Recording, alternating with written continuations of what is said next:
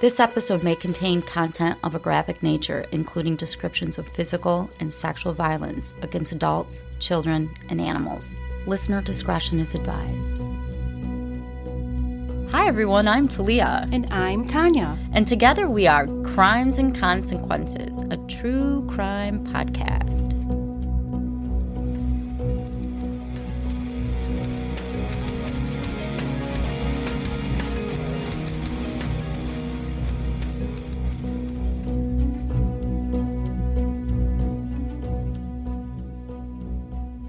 Hi, Tanya. Hi, Talia. Welcome back, everybody, to another amazing episode of Crimes and Consequences. I hope everybody had a great week.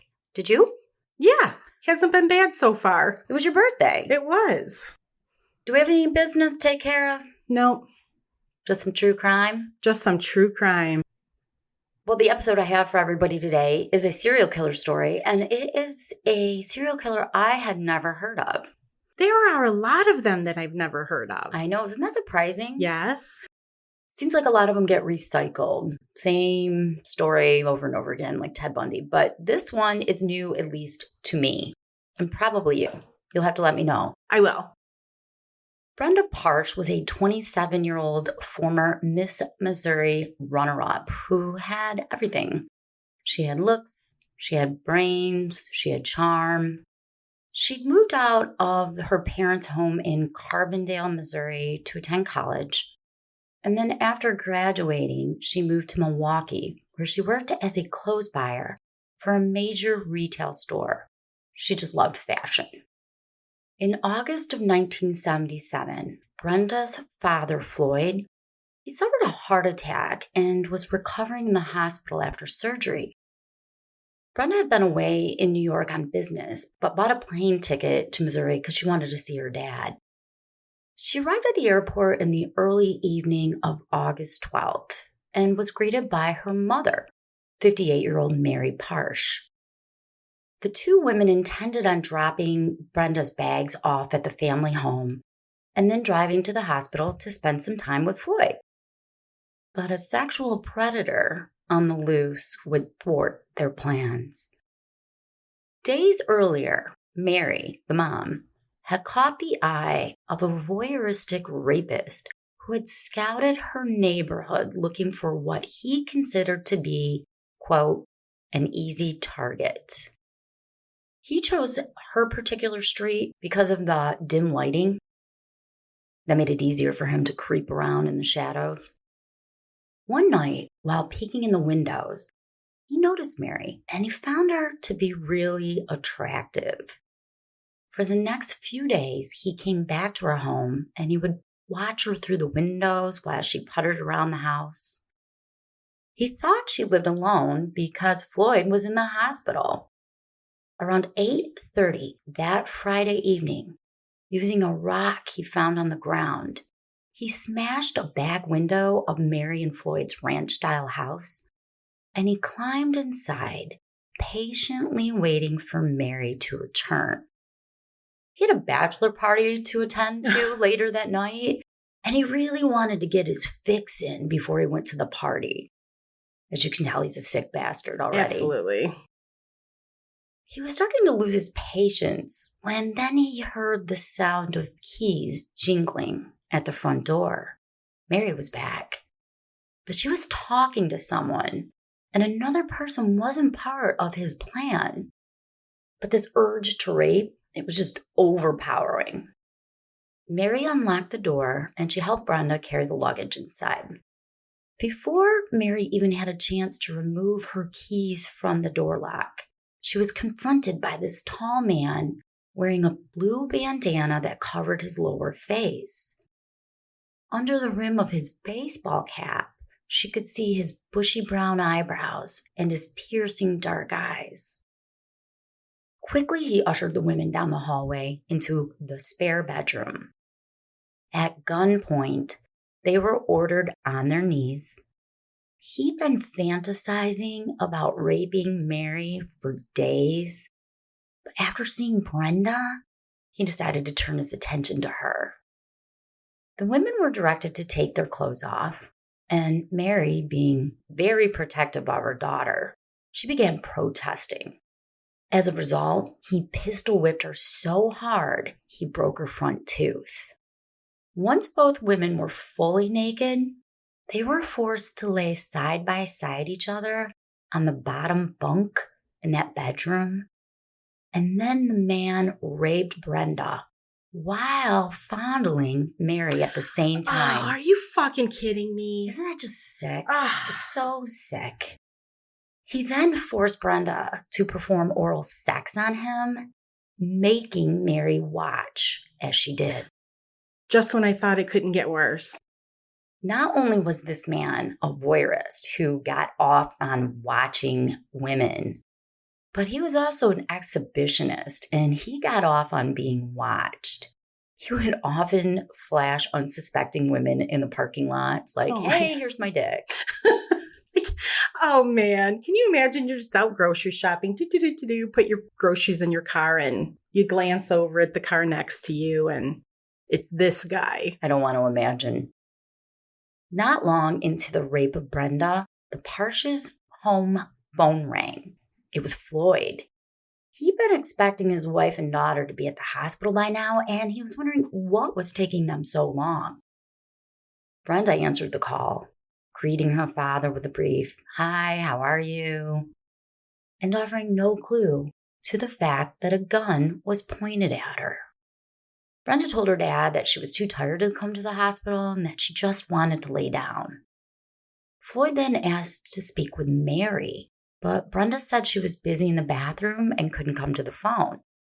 Her last words to her father were, "Bye, Daddy, I love you," and she hung up the phone. Then the sexual assault and the molestations resumed for a few minutes longer before the phone rang again. This time Brenda wasn't allowed to answer it. After brutalizing the women for over an hour, the assailant decided it was time to wrap things up. I mean, he's got a bachelor party to go to. He sliced the television cord from the TV and he ordered both women to turn over on their stomachs. He cut the cord into 18-inch pieces and then he bound their wrists behind their backs and then he bound their ankles too. Before he left, he cut the phone cord so it would be more difficult for them to call for help.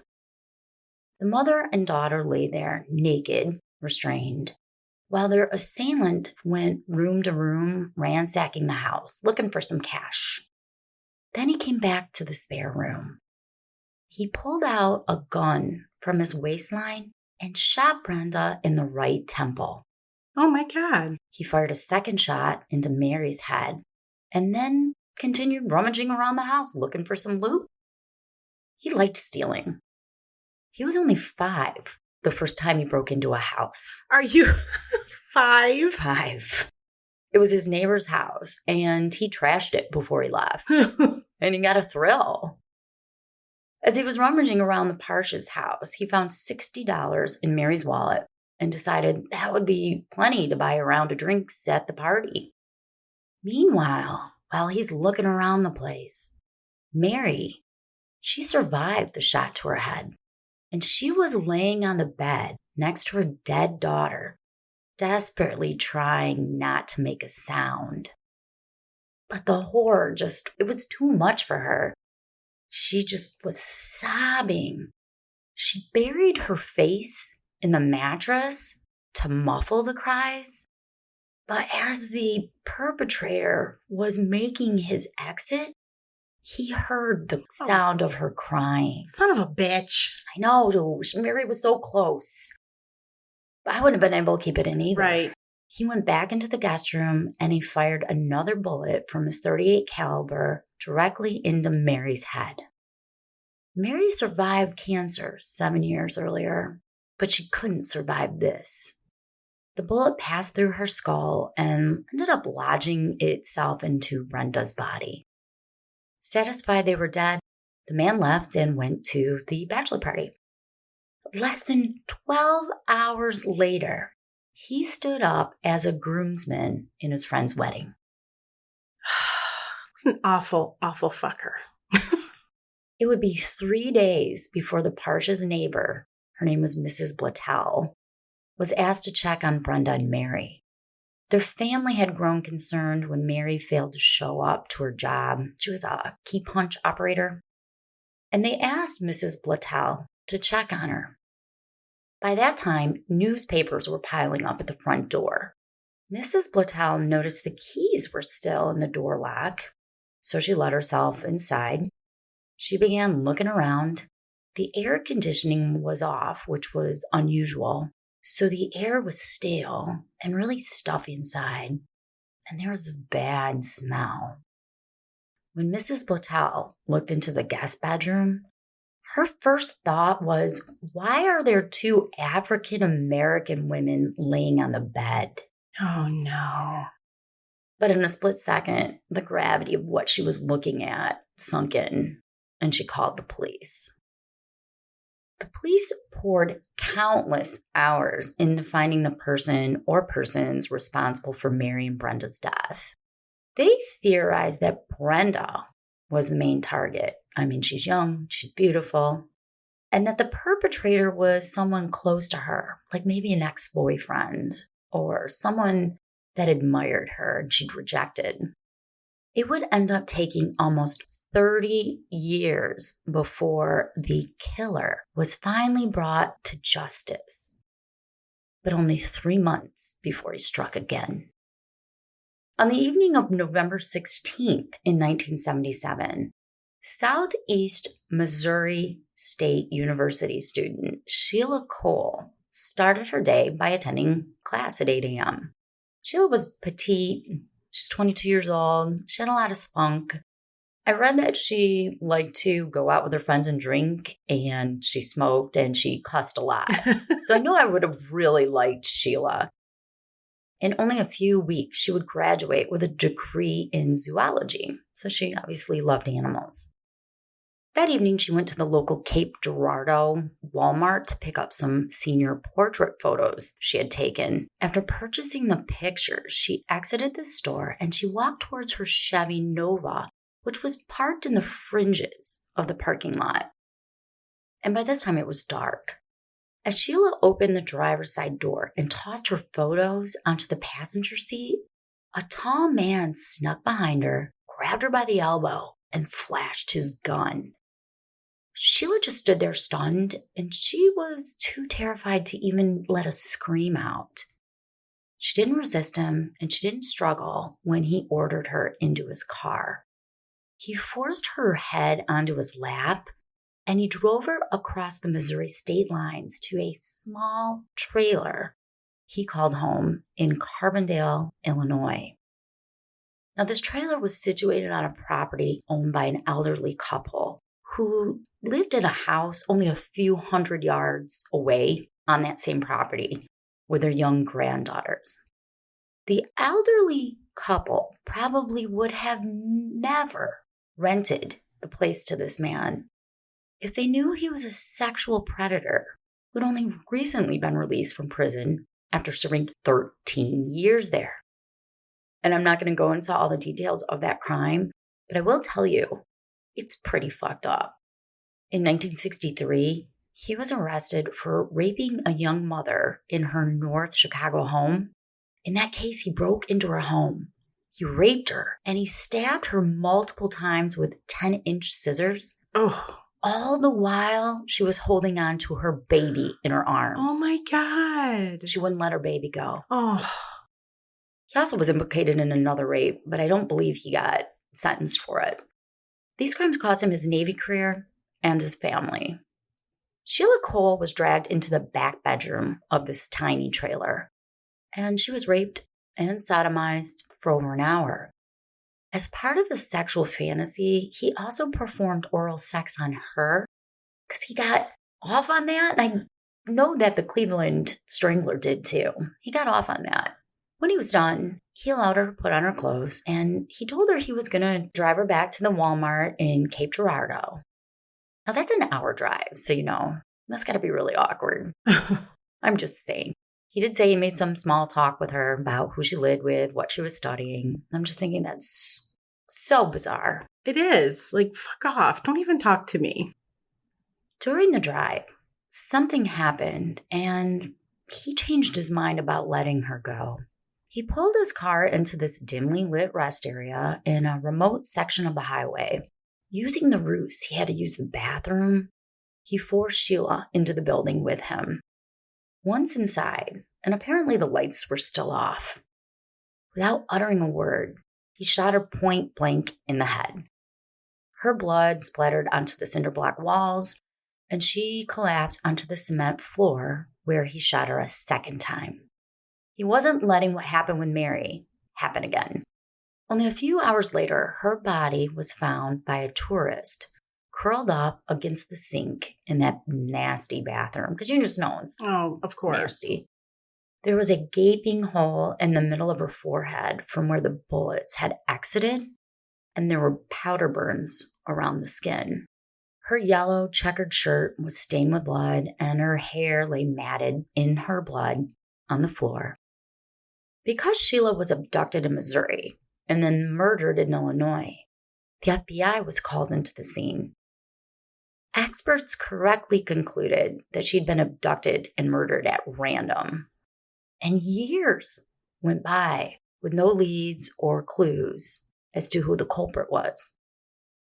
Investigators went so far as to interview infamous killer Otis Toole. Remember Otis? Yes, I remember Otis.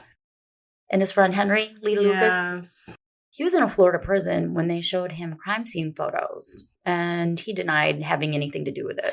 Whenever they have something unsolved, would they just go to him? Yeah, pretty much him and Henry. And Henry Lee Lucas would be like, yep, I did that too. Yeah, right. Yeah, that one I did. It would be 30 years before a DNA profile was extracted from semen found on her jacket, corduroy pants, and white panties, and then was matched to her killer. But before that day would come, many more women would die. 51-year-old Virginia Witt lived in her Marion, Illinois home with her husband David, who had recently retired. On May 11th, the couple just returned home from a trip to Colorado where they visited their newborn granddaughter. They didn't have any food at the house because they'd been on vacation.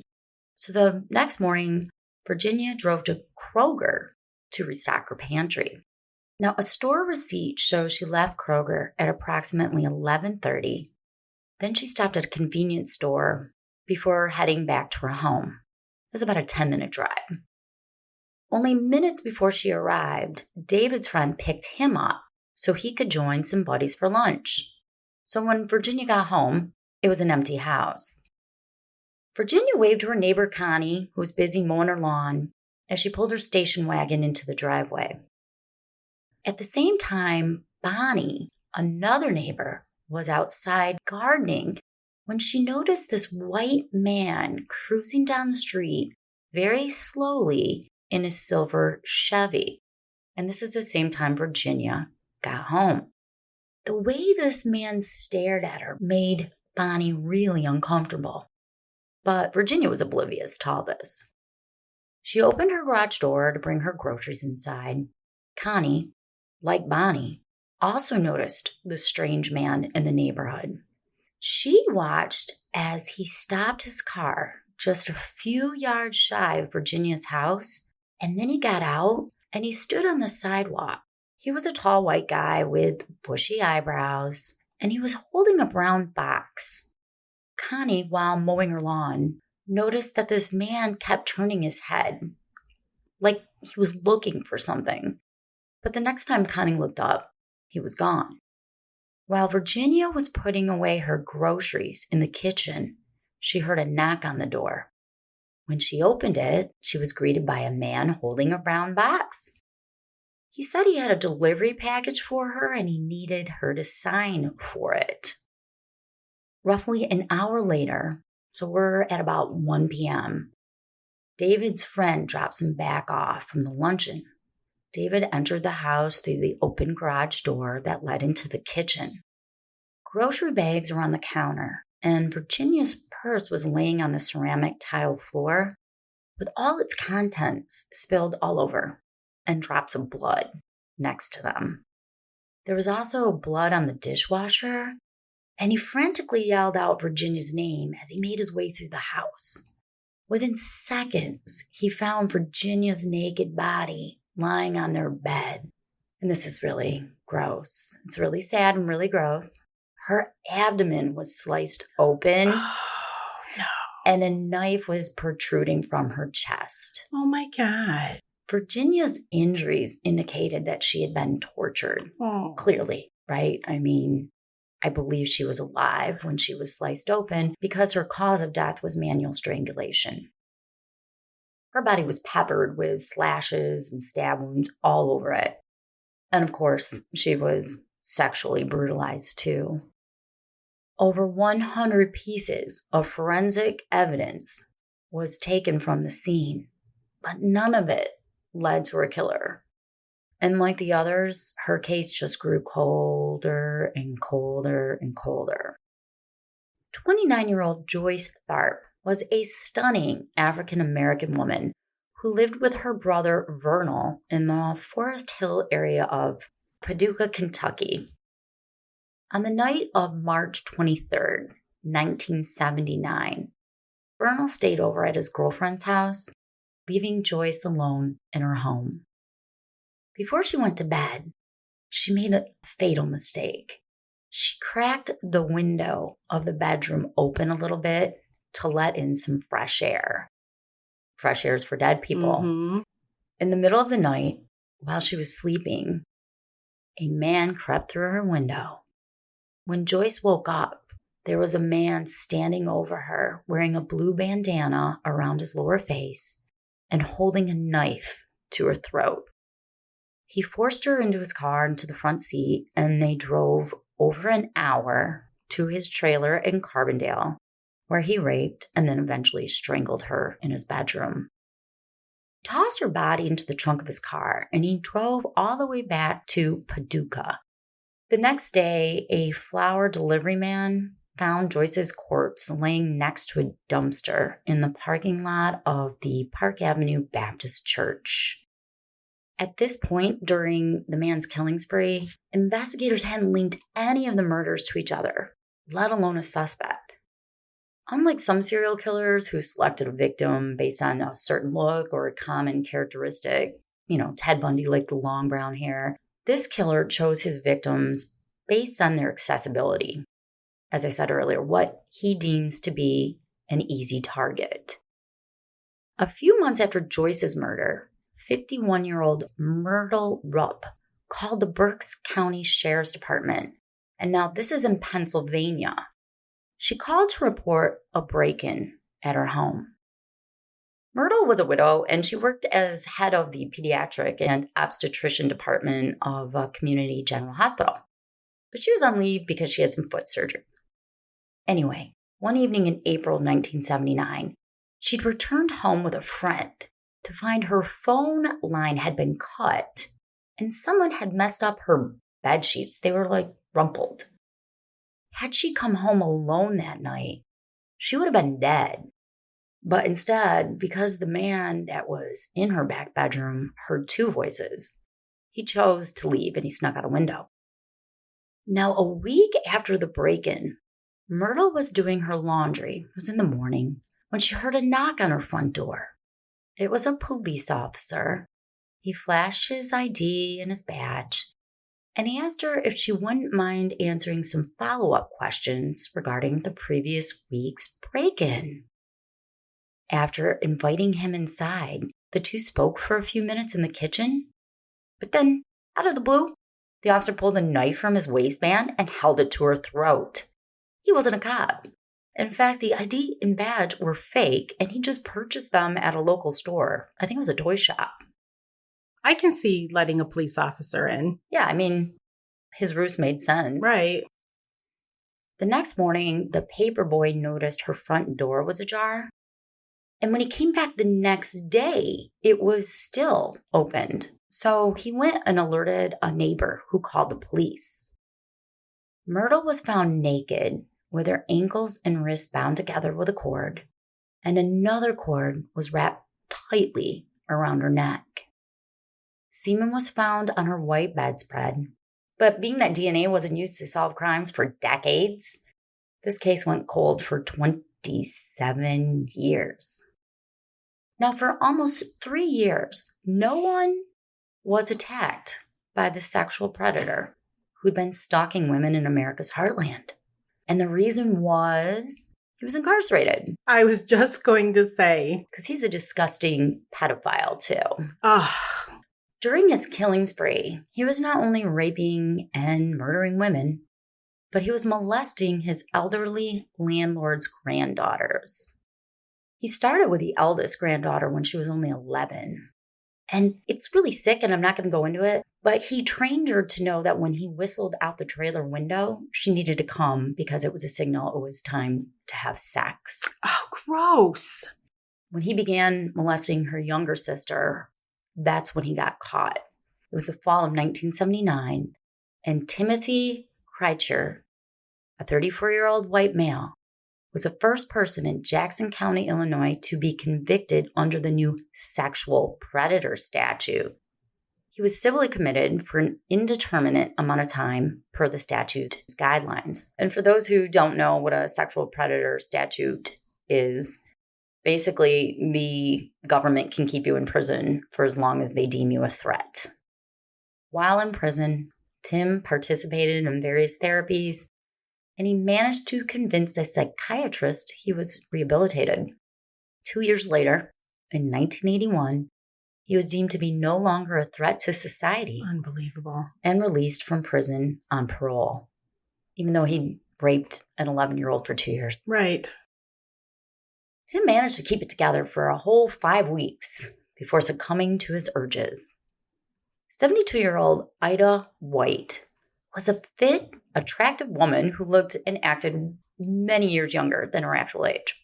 She lived alone in an apartment in Mount Vernon, Illinois. One night in September of 1981, she'd gone out for a while. And while she was out, Tim was at the complex peeping through windows, because that's pretty much all he did in his spare time. He's looking for his next victim. And he spotted her when she returned home. The bathroom window of her basement apartment was unlocked, so Tim opened it and he crept inside and he lay in wait behind the shower curtain. Oh, no. It's terrifying. Right? For the right moment to attack. When Ida came in to use the bathroom, he ambushed her as she sat on the toilet. Don't you... Wait. I'm sorry. I keep my shower curtain closed too, and that's like my worst nightmare. Well, you should keep it open now. I really should. He ripped open the shower curtain and he lunged at her with a knife. Ida let out this blood-curdling scream, loud enough for her neighbors to hear. Tim tried to cover her mouth with his gloved hand, but she resisted him, and she wouldn't stop yelling. He had never really experienced any of his victims do something like this before, and he panicked.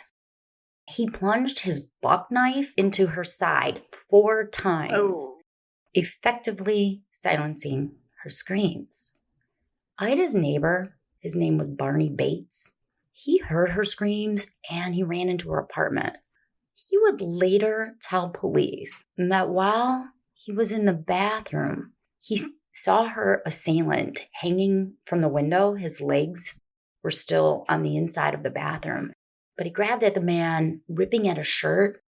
The two struggled for a second or two, and then the man was able to get away. Tim was able to run to his car, parked just down the road, and he fled the scene. Ida was rushed to the hospital, where she underwent life-saving surgery. As Bonney recounted the incident to the police, he described the assailant as being a tall, athletic, African-American male. Based on this information, police arrested 46-year-old Grover Thompson. Now, Grover was a transient man who walked with a severe limp. It was a result of a birth defect, and he also suffered from schizophrenia. On the night of the attack, he was found sleeping in an unlocked entryway of the post office that was located across the street from Ida's apartment. So the assailant's just going to crash across the street in the post office. Yeah, it doesn't make much sense, does it? Barney Bates was brought in to positively ID Grover after staring at Grover through a one-way mirror for over 15 minutes. He told police, yeah, that's the man who attacked Ida. And this gets even more fucked up. Ida made a full recovery, and she went on to testify against Grover at his trial.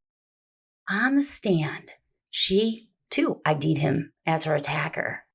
And she even recalled to the jury how he had yelled out, quote, "I'm going to kill all the whites." What? As he was stabbing her. What the hell? After 3 hours of deliberating, the jury found Grover Thompson guilty, and he was sentenced to 40 years in prison. Grover served 14 years before eventually dying in prison for a crime he didn't commit. That's really sad. I know. Isn't that fucking sad? That pisses me off. I know. I'm so pissed. Tim struck again 2 months later in December of 1981. Now, this time, he raped a young African-American mother named Marsha, and he did so while her children, nieces, nephews, and her mother, Francine, were forced at gunpoint to lay on the ground. This is so crazy, Tanya. 3 years earlier, Tim had broken into the same home and raped Francine, Marsha's mother. Oh my God, really? And he got away with it then, too. For reasons known only to him, in both instances, he spared the women's lives. But he wouldn't show such mercy to his next victim. But before I tell you more, I'm going to take a quick break. 57-year-old Margie Call had been a widow for the past 3 years after her husband Ernest had suddenly died of a heart attack. For 30 years, she worked at Woolsworth, a small shop in the Town Plaza shopping center in Cape Girardeau. When she wasn't working, she volunteered at the Trinity Lutheran Church she attended, and then she'd spend time with her family and friends. She had a very simple, fulfilling life for herself. One evening, she went alone to get some groceries at Kroger. I go to Kroger, by the way. Me too. Tim was sitting in his car when Margie walked by and caught his eye. He followed her back to her ranch-style home, and he peeked through her windows, watching as she moved about the house. Margie didn't know it, but for the next week, Tim stalked her. Oh, man. Hiding in the shadows, learning her habits, learning her routine. And he obsessively fantasized about raping her until the urge to act on those fantasies was just too overwhelming. On January 27th, after 9 days of waiting, he was ready to strike. Margie was gone when Tim broke into her bathroom window, and he hoisted himself inside her home, spilling her toiletries all over the sink in the process. After snooping around the inside of the house, he settled in on her bed and waited for her. So creepy. Roughly a half hour went by before he heard the sound of her car pulling into her carport. She entered her house through the side door that led to the kitchen. After setting her mail and glasses on the counter, she took off her coat while she walked down the hallway. She abruptly halted in her tracks when she noticed the broken window. She's like, oh, shit. Mm-hmm. Quickly, she turned around and she began running towards the door. But Tim was very athletic and he overpowered her. After dragging her to the bathroom, he forced her to perform oral sex on him. But the chilly January air blowing through the broken window made that tiny room too cold for his comfort. So he moved her into the back bedroom where he vaginally raped her. Using some rawhide bootlaces he'd purchased earlier from Kroger, Tim tied her hands behind her back. Then he stuffed a washcloth in her mouth and he placed a pillowcase over her head. Using his bare hands, he then strangled the life out of this vibrant woman. He studied serial killers in college. He earned an associate's degree in 1974 while in prison for rape. Oh. It was a degree in criminal justice? Yes. He knew serial killers like to keep souvenirs. trophies from the crimes. And he'd never done so before. But he said, hey, since I'm a serial killer, I should maybe take something to remember this moment. But what should I take? Then it came to him. Pulling out a pocket knife from his pants, he sliced off Margie's left nipple. But then he realized he didn't really want to keep her left nipple. So he went into the bathroom, he threw it in the toilet, and flushed it down. Oh my God. Then he smoked a cigarette and left out the window. The next morning, when Margie didn't show up for work, a co-worker called her brother Albert. He instantly knew something was wrong. I mean, Margie was a woman of routine, and he immediately left his job to drive to her house. Her front door was unlocked, and Margie always locked her doors. He made his way into her house, yelling out her name as he's walking down the hallway. The responding silence was deafening, and his heart was racing. And then he saw her. She was completely naked except for her black boots, which were still on her feet. Her body laid sprawled out on the bed with her clothes scattered around it. By the time the police arrived, rigor mortis had already set in. Crime scene techs rolled her body over from her back onto her stomach. And when they did so, they noticed that her arms were really stiff and they were stretched behind her, as if she had died with some sort of ligature around her wrists, but there was no ligature found. However, there was some rawhide shoestring found by the toilet. There was also a used latex glove near the broken window and fresh bruising inside of Margie's thighs. And her back indicated to officers that she had been the victim of a violent rape.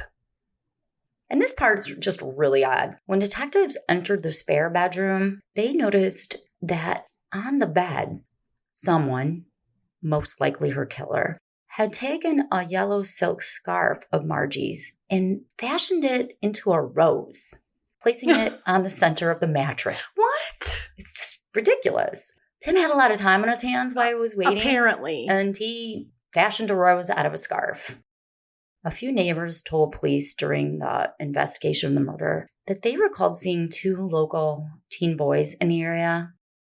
And for the next 25 years, these teen boys were viewed as potential suspects for the crime until DNA cleared them in 2007. Tim's next victim was 23-year-old marketing major Deborah Shepard, who was only weeks away from graduating in the spring of 1982. She lived alone in her first-floor apartment just outside Southern Illinois University campus in Carbondale. It was a Good Friday, and Deborah's family had plans of visiting her that Easter weekend. Before going to bed that night, Deborah hopped into the shower just to clean off, having no idea Tim was watching her. Seizing the opportunity, Tim removed her bedroom screen and he snuck inside. An interesting note, like Deborah, Tim was a fellow SIU student, only weeks away from receiving a dual degree in criminal justice and psychology. As I said, he had started his education in prison with an associate's, and now he was earning a bachelor's. Anyway, while Deborah was showering, Tim ambushed her. He pulled back the curtain, grabbed her, and put a knife to her throat. She was dragged into the bedroom and forced to perform oral sex on him. Then he strangled her with his bare hands. A few hours later, her boyfriend showed up at her apartment and he discovered her nude body dead on the floor. But investigators didn't immediately think there was any foul play. At the scene, police rolled Deborah's body over from her back onto her side.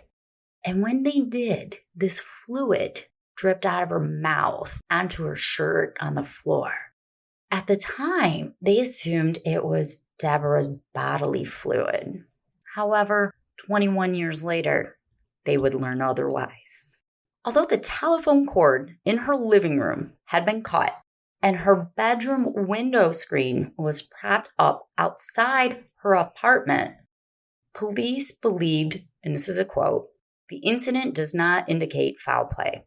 How do they think she died? Well, let me tell you. The medical examiner's report supported their conclusion. An autopsy found no evidence of an assault or rape, and her cause of death was ruled accidental, the result of a pulmonary edema, excessive fluid in the lungs. What? I don't know. I don't even know what their theory was, that she drowned. I don't know. They just reported it as accidental. That's bizarre. With a phone line cut. Mm-hmm. And the fucking screen outside? Okay. Her parents weren't buying this. Right. I wouldn't either. And they paid for the Cook County medical examiner to privately perform a second autopsy on Deborah. In that autopsy, they found 2 signs of blunt force trauma injuries to her head. In addition, compression marks in her neck and back indicated that she'd been strangled. Her death was reclassified as a murder, and the primary suspect was her boyfriend that found her body that night. Without any evidence, they couldn't arrest him, and Deborah's murder would remain unsolved for decades. Meanwhile, Tim continued living his life. He earned that bachelor's degree in criminal justice, and he also began teaching a basic emergency aid course part-time at the local community college, while he maintained a job as an EMT. Tim was first trained as an EMT while he was in prison serving time for rape. We got all kinds of life skills when he was in prison. He did, which would be great if he would have came out and used them the right way. He was selected to be part of a prison pilot program that the DOC was developing. He was trained to be an EMT, and in his last 2 years of incarceration, he was even allowed to work at the Union County Hospital to help enhance his skills. Was this when he was in prison for being a child molester? No, this is when he was in prison for the rapes. Okay. In 1963. Okay. Oh, yeah. And it's interesting because throughout his career as an emergency medical technician, he helped babies be born. He comforted people in their last moments of life. He performed life-saving measures. But when he wasn't working, he was murdering and raping women and girls. Only weeks after Deborah's murder, on April 25th in 1982, Tim struck again. I'm not going to go into a lot of detail with this. I'm thinking about having a subscriber members only in which I just go into Tim's rapes because there's 30 of them. Oh my God. But I am going to give you a little summary of what Tim did on April 25th, 1982. 3 women in their 20s were drinking margaritas together at one of their homes. They'd been friends since they were teens. All their kids were there playing in the back of the house. Tim cut the screen in the back porch and he entered the house and he herded the children into a closet at gunpoint. The 3 women were forced to disrobe in the living room and directed to bend over the couch, all 3 of them. He spent the next hour raping and molesting them. And one woman, she was raped with a gun. Oh. But that time, Tim let these women live. For some reason, he decided to spare their lives. And he never fully understood why he decided to let some live and some didn't. But these women, I guess in essence, they were lucky. But the next woman wouldn't be so lucky. Less than 2 months after the rapes, Tim committed his final murder. It was a Sunday evening in June in 1982 when 65-year-old Mildred Wallace stopped by Kroger's grocery store. God damn it. I know. Where am I supposed to go for my groceries now? I'm never going to think of it the same. I know. Some creeper in the parking lot. Don't ever park in the outer fringes. That's a lesson I have learned from this. Anyway, Mildred went there to pick up some groceries. Her day-to-day life was pretty routine. She had no children, no husband, no boyfriend. She lived in the same house in Cape Girardeau for 20 years and worked at the same job for 35 years. She had a routine. That's understatement. She was a perfect victim for Tim. He followed behind her Mercury Montego as she pulled out of the parking lot. She lived only a few blocks from where Margie Call had been murdered 5 months earlier. Mildred's home was off the main road in Cape Girardeau, near a stoplight, and it was heavily trafficked. So stalking her was a bit unusual for Tim because, again, he liked easy targets. He parked his car 2 blocks away on a side street and he walked towards her home. When he felt confident no one was looking, he darted towards the shadows of the back of the small one-story house. He could see her moving about the house as if she was looking for something, and then she got back into her car and she drove off. Her absence gave him an opportunity to break into her house. He waited for the corner light to turn green before smashing her window with a rock. Although the next-door neighbor's house was only 11 feet away, the shattering glass was muffled by the loud noises of the passing cars. Mildred's pillbox, makeup, and razors that had been sitting on the windowsill spilled out onto her lawn. But by then it was 9:30 at night, and it was so dark that no one would have noticed. Tim held on to the window pane and lifted himself up. When he did so, he ended up slicing his hand on a shard of glass. Even his flowing adrenaline couldn't mask the pain he felt from the cut. Once inside Mildred's bathroom, he used some bandages to try to stop the bleeding, and he bled through, so he had to get some more bandages. Shattered pieces of glass mixed with blood laid sprawled out on the tile floor. Tim wandered around the house. He helped himself to some orange juice in the fridge.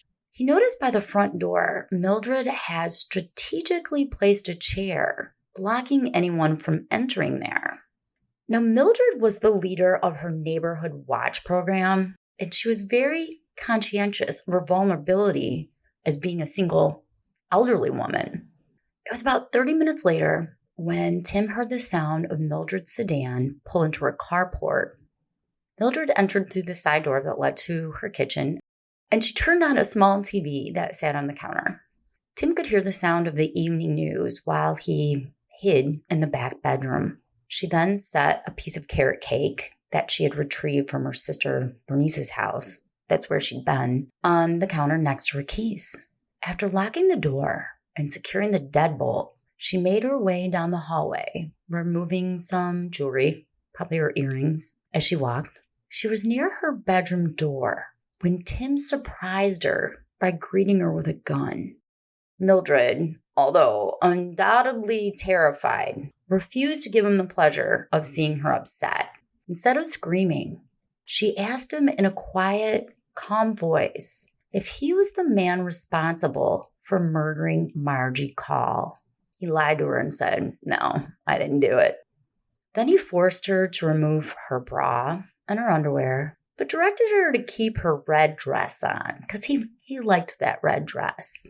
Nude from the waist up and without any pantyhose or underwear, Mildred was blindfolded with a strip of blue terry cloth Tim had cut from her bathrobe. Her hands were bound behind her back, and she was raped while laying face down on her bed.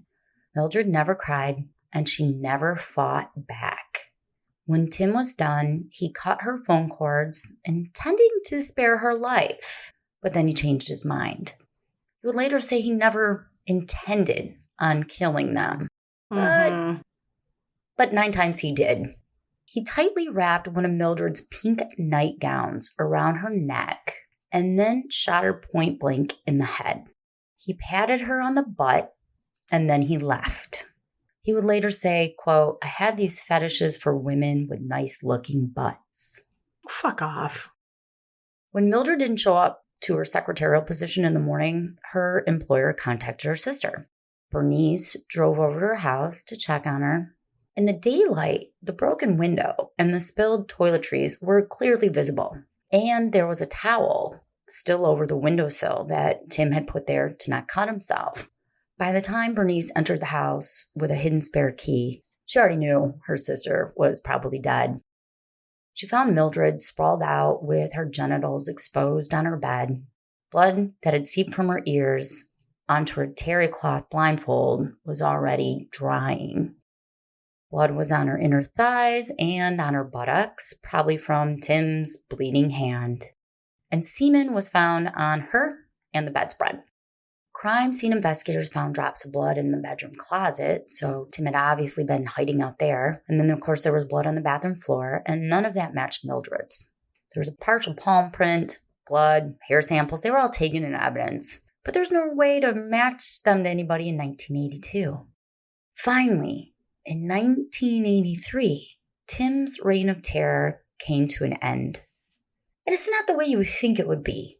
A cognizant woman at a Kroger store in Allentown, Pennsylvania, noticed a creepy man sitting alone in a parking lot, and the license plate of his vehicle was covered with duct tape.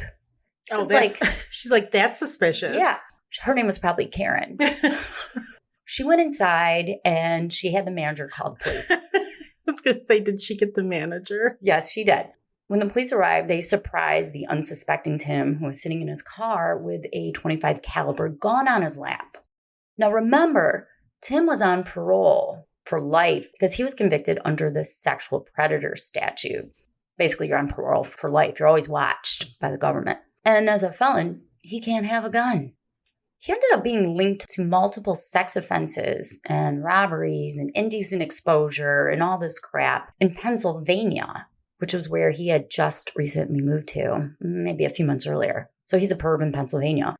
He served 5 years for these sexual offenses and these break-ins in Pennsylvania. And then he got transferred back to Illinois to serve out his sentence for the parole violation. And basically, he's still under that sexual predator statute, so he's not going to be released unless he's deemed no longer a threat to society. Tim, even after all this, was never once on the radar as a suspect for the murders. For over 20 more years, Tim kept the true extent of his crimes secret. Sure, everybody knew he's a perv, but they didn't link him to the murders. That is until a cold case detective in the Deborah Shepard case discovered that the fluids that dripped out of Deborah's mouth, that wasn't saliva, that was semen. A DNA profile from that semen was extracted and submitted to CODIS, and it matched Tim. It wouldn't be for another 4 years that he was linked to the murders of Mary and Brenda Parsh, Sheila Cole, Margie Calls, Joyce Rupp, Virginia Witt, and Mildred Wallace.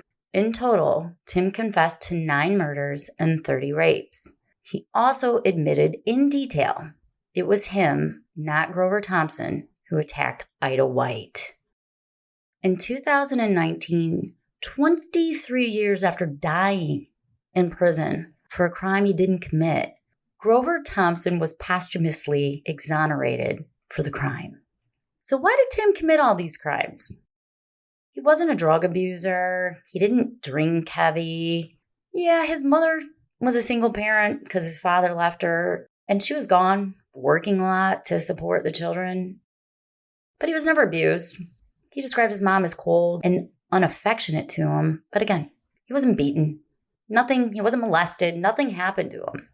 Tim once said, quote, "I've been twisted since I was a little kid. Can't blame it on nothing else. The first 6 or 7 years of my life, I was left alone too much, and it twisted me."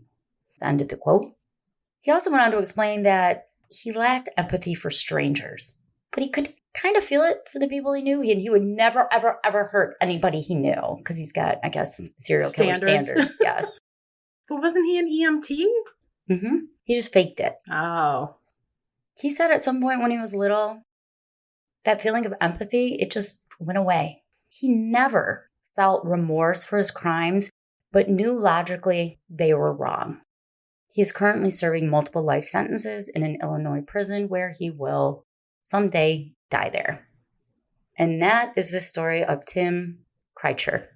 I hate Tim. I know, I'd never heard of him. Did you? No. He's disgusting. I'm surprised. 30 rapes. Unbelievable. And that's just the ones you can remember. Because he confessed, but there were times he's like, listen, we're talking 30, 40 years ago. I can't remember everything. So who knows how many he did. Or murders. There's probably more. I don't know. Probably. Most of my information for this episode came from a warrant, probable cause, a complaint. I also read the book Serial Murderer 101 by Bridget DeCosmo. And I read excerpts from a book called Hunted in the Heartland by Bonney Patterson. There we go. All right. Anyway, that is this week's episode. Thank you guys all for taking the time to listen to us. If you haven't done so already, hit that subscribe/follow button on whatever app you are listening to, because it really does help us.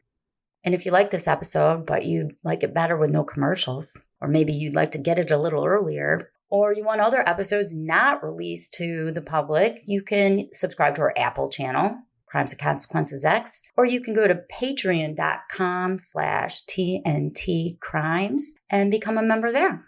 You can also find us on social media, Facebook and Instagram at Hardcore True Crime. Also, don't forget, if you're an Apple subscriber, to contact us at contact@tntcrimes.com so we can give you a shout out. And I did want to tell everybody that we appreciate all the suggestions that we get from people. Unfortunately, we get so many suggestions for cases that we cannot possibly do them all. But if you have a suggestion for a case, reach out to us. Contact us at contact@tntcrimes.com. Because we definitely look into every suggestion. Absolutely. That's it. That's all I got. Okay, well, until our next episode. Don't kill each other. Bye. Bye.